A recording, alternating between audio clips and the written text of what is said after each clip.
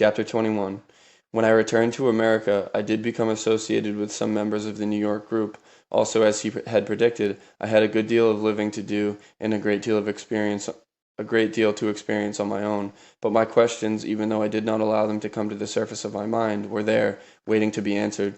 The first time that I became strongly aware that they were still there was at the time of his death. My involvement with the Gurdjieff group in New York had come to a rather sudden end, and, as always, it was the attitude of his disciples which seemed to me the cause of my estrangement from anything having to do with his work. In any event, someone did manage to track me down and tell me of his death, and invited me to participate in a memorial funeral service which was being held in his honor in New York. I had a few doubts about my decision, but it was immediate. I did not go. It seemed to me at best an empty honor, and he had died, as far as I was concerned, when I had last seen him in Paris. After that momentary and brief reawakening of my questions, I was able to put them away again. Put them away, that is, in the sense of attempting to actually find answers to them. I could not put away all my thinking about Gurdjieff. In fact, I thought about him frequently and with considerable affection. I began to realize that at least a part of my mind was back in that old, well-established routine of reverence for him. I was in reality more reverent than I had been ever before. My reverence expressed itself in a kind of non-expression. I would not mention his name and would not identify myself with his work, except on the rare occasion when I saw people who knew of my association with him. But inevitably, a part of my divided mind was, at least unconsciously, trying to answer my questions, or some part of them. There had been one major change in my thinking, however, that had come to me out of the blue, and with that extraordinary flash of truth that frequently accompanies sudden bursts of insight. I knew that I was not, even remotely, any kind of successor, but even this sudden knowledge, once the immediate convincing moment had passed, began to trouble me. Was I, perhaps, the successor after all, and simply refusing to admit it? The only partial answer I could find was that, even in death, he continued to have an enormous and troubling influence over me.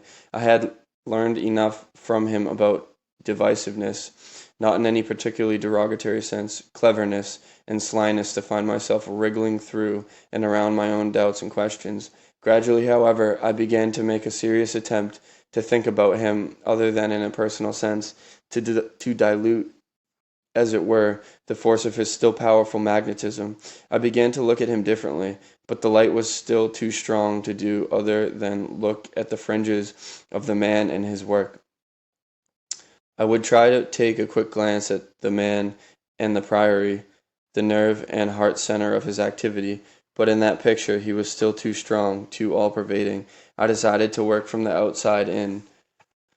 How could I, talk about him and his work to a total stranger, for example? That proved easier, and my explanation, such as it was, and as I began to try to analyze it, ran along these lines.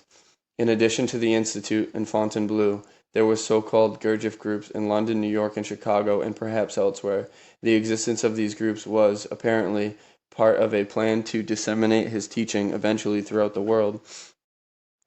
There were even small gatherings, which could not really be called groups, since they usually did not have permanent leaders, in such culturally and physically remote areas as New Mexico. In the absence of established groups with leaders who had, at least ostensibly, the approval of Gurdjieff himself, the meetings were confined largely to fairly regular readings of his books, which were available before publication in mimeographed form. In the United States, in these outlying areas, the people involved usually had permission from someone, such as a group leader in New York, to read the manuscript of All and Everything. The reading was the whole thing, no questions, no comments, no exercises, no dances, etc. The New York and London groups were more highly organized, as was, for a time, the Chicago group. In addition to readings, there were dances or gymnastic groups, and even lectures or interpretations of his teaching by the leader. The one thing, the only thing that all of these subsidiary groups had in common was the lack of Mr. Gurdjieff's presence, and it was an important lack.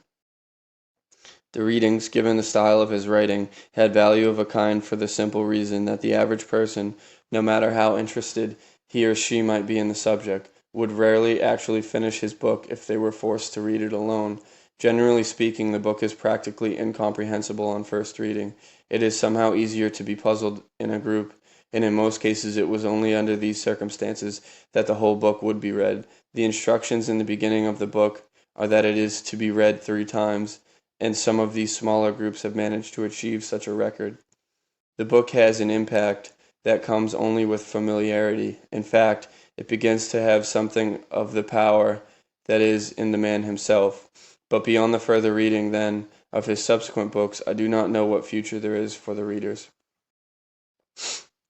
At the first time I was associated with them, the larger groups at least, subsisted not only on readings, etc., but also on the ever-present possibility that they might someday actually see Gurdjieff in person. Either they would manage to get to France to see him, or especially in the case of New York, he might make a visit to see them. While a great many of these groups had faithful and even ardent followers, none of them ever seemed to be more than carbon copies of the real thing. Even so, there was an infectious quality about the man that was often communicated even through his writing. If after a certain length of exposure, his ideas and he himself were not rejected, they were accepted in a very special way. He became to his followers a genuine prophet, some sort of Messiah, if not some sort of God. It was apparently impossible to be simply interested. In the long run, it was almost automatic to be convinced or to lose interest. I suppose that is nothing more than a magnification of ordinary religious feeling. In any event, it would be terribly boring to attend Gurdjieff meetings without the real conviction. What then was Gurdjieff's purpose, and how was he trying to accomplish his aims?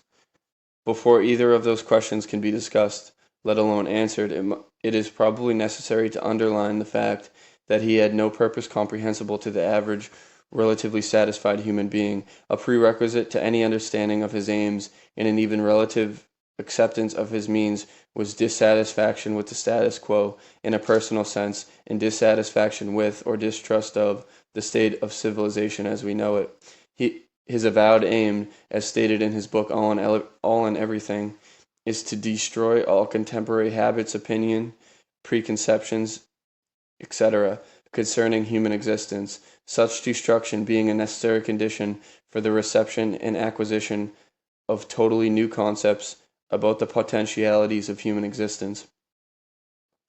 In one of the few political statements he ever made in my presence, he said that unless the wisdom of the East and the energy of the West could be harnessed and used harmoniously, the world would be destroyed. There could be a good deal of truth in that statement. In any case, given political events of our time, it does not seem particularly radical or unbelievable. It is, however, perhaps less easy to believe that Gurdjieff alone had the key to a system or a teaching that could accomplish the harnessing of East and West. The keystone of his teachings, of course, was that no progress, no human progress, that is, can be accomplished except on an individual level. Group work is valuable only in the sense that it helps the individual to achieve individual self-perfection. The group as a whole does not necessarily achieve anything at all as a group. He compared present-day human existence to a kind of larval stage in organic development, claiming that, as individuals, we have no concept of the potential capacities of human development, and that every habit, custom, tradition, and tenet by which civilized man lives is, bluntly, not only unproductive but even evil or, at the least, negative. He dismissed all existing religions, philosophies, and other systems of thought as practice as being worthless. In view of this blanket criticism of human existence as we know it, he did not have a tremendous number of followers, but it should be remembered he did not want large numbers. He compared, in all seriousness, human life to any and all other organic life, plant or animal. Nature being profligate, there was, in his view, no reason to assume that a very large percentage of human individuals had any right to expect any other destiny than organic fertilizer for the general good of the planet. He did concede that humanity, unlike plants and other animals, had the possibility of achieving higher development, of, as he put it, acquiring a fourth body, or for the sake of convenience in terms, a soul, but he did not, even to his own followers, hold out this promise for everyone. in the same sense that each seed of every flower has the latent potentiality of producing a blossom. Just in this sense does not every human embryo have the potentiality of producing or acquiring a soul. In this connection, it is necessary to have in mind the number of seeds that do not even germinate. These views are not obviously very flattering to the human ego, collective or individual. Even so, given my association with him, I do not find them particularly difficult to accept. There is an obvious logic in the cycles of nature and all other forms of life. Why should man be excluded or in some way different? A flower, in its own way, may be aware of the possibility that it has the potentiality of blooming, and perhaps the seed that does not germinate suffers unimagined agonies somewhere in the process. Most individual human beings who had any relationship with or exposure to Gurdjieff's theories and ideas either rejected them completely or, I suppose, assumed that they individually had, through exposure to him, at least the possibility of blooming, i.e., of developing further into what he might have called a proper human state.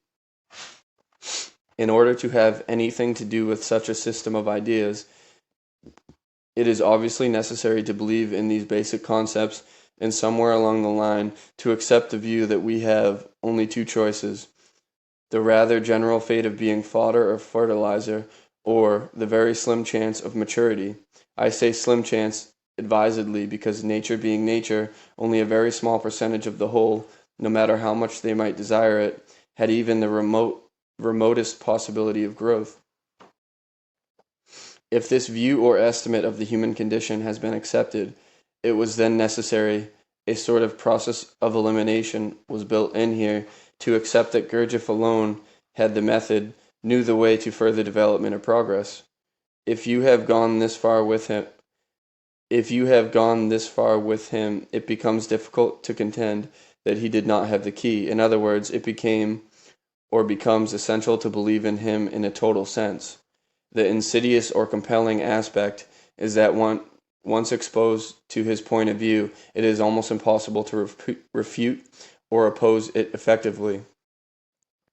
Who can say positively that his view of nature and of man's place in nature is wrong? If one looks at nature objectively, if one studies animals, plants, birds, evolution, and finds natural logic in the various processes of growth, then on what basis does one accept man in the sense that man is automatically or inherently divine, or, to use a simpler word, different?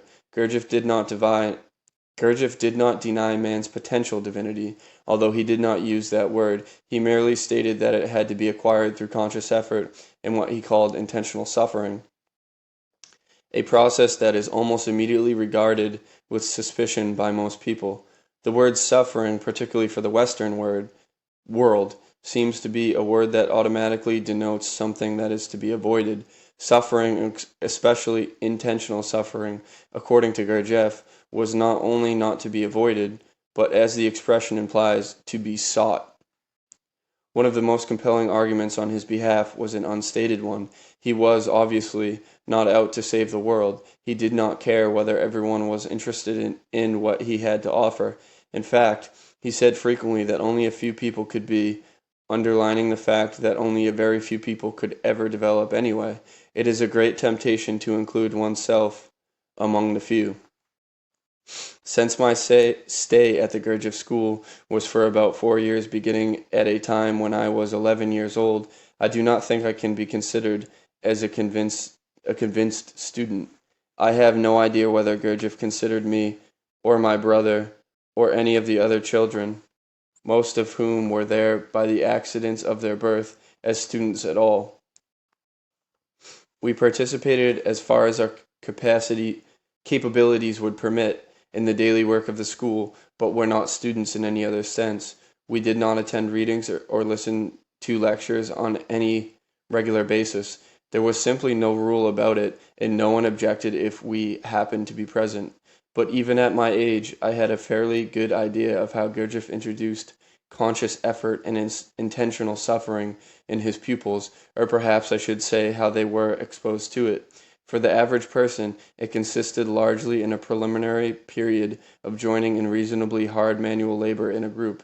It could be anything from building a house to working in a garden, and at the beginning, it was simply hard work that was supposed to be done conscientiously. After a while, one became conscious of being thrust into somewhat frustrating circumstances having to do with the work, such as being forced to work with someone whose temperament clashed with yours, being taken off a job as soon as you became too interested in it, etc. Most of the novice students seem to be put through a period of purposeful frustration. Inevitably, given the reputation of the school and its stated aims, they began to wonder just exactly what was being accomplished by doing physical labor and nothing else. The frustration would usually increase because no one, including Gurdjieff, would answer their questions. They were simply told that for the time being they were to do as they were told. When they reached some kind of breaking point, they would suddenly be given an exercise, usually being told that they should observe themselves consciously while they worked and learn more about themselves. If they stayed long enough, they were gradually taken into the inner circle where they attended readings or listened to lectures and participated in the exercises or gymnastics or dances, which purported to give them the opportunity to practice physical, mental, and emotional coordination simultaneously. After that, frankly, I don't know. Most of the people who stayed that long then began to have private interviews with Gurdjieff from time to time, and I do not know what took place at such interviews. I do know that by that time, such people were generally convinced followers. They were convinced by the unquestionably extraordinary magnetism and perception of the man himself. As Catherine Mansfield once pointed out, he always acts at precisely the moment one needs it. That is what is so strange. There is no question but that this was so. There is no question that Gurdjieff had an unbelievable, unless you've seen it, awareness of other people. It was nothing so limited as mind reading or thought transference. He seems to know so much about the human processes, about the underlying logic in man, that he was conscious of everything that took place within any human being he happened to observe. It is the same kind of faculty that an occasional, highly trained psychiatrist seems to have to a limited degree. Gurdjieff had it to an enormous degree, and I have never known him to be wrong. In my own case, or in the case of any other people I knew, it was difficult to resist such obvious learning or power, and, in fact, there was no reason to resist it. Contrary to the reports about him, there was no evidence that he did anything to anyone that could be considered evil. The reported evil only came about through outward opposition, and a great many of his students brought it on themselves. There is nothing I know of better calculated to produce opposition and criticism on a rather vehement level than an attitude of almost beatific secrecy. His students, with contented, superior smiles on their faces, would declare publicly that they had at last found the real thing or a great teaching, etc., etc., and then, upon being challenged, seemed unable to explain what it was or how it worked. I do not think it is inexplicable, but I think the method or the teaching, or what appears to be the value of his work, simply cannot be communicated to people who have not had some experience with it themselves.